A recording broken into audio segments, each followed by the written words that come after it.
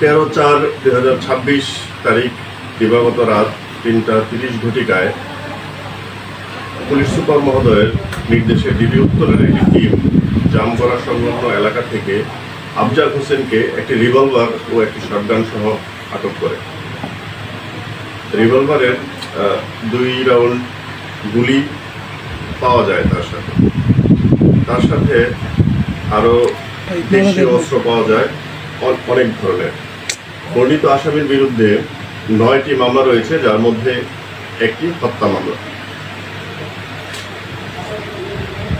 বর্ণিত আসামির বিরুদ্ধে আশুলিয়া থানায় মামলা প্রক্রিয়াধীন রয়েছে। আফজালের ঠিকানাটা একটু বলতেন। আফজালের ঠিকানা হচ্ছে আফজাল হোসেন, পিতা ওয়াহিদুর রহমান, মাতা জেসমিন আক্তার, মধ্য গাজীরচর, থানা আশুলিয়া, জেলা ঢাকা।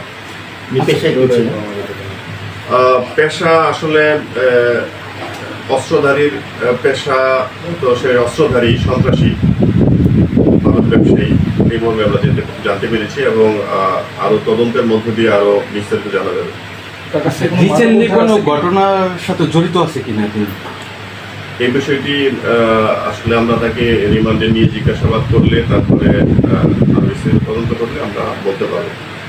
কোনো মাদক উদ্ধার আছে কিনা? হ্যাঁ, মাদক উদ্ধার আছে। এই ঘটনায় না, অন্য ঘটনায় আমাদের 150 পিচ ইয়াবা উদ্ধার আছে এবং 5 জন আসামি অ্যারেস্ট আছে। দৈনিক আজকের বাংলা .net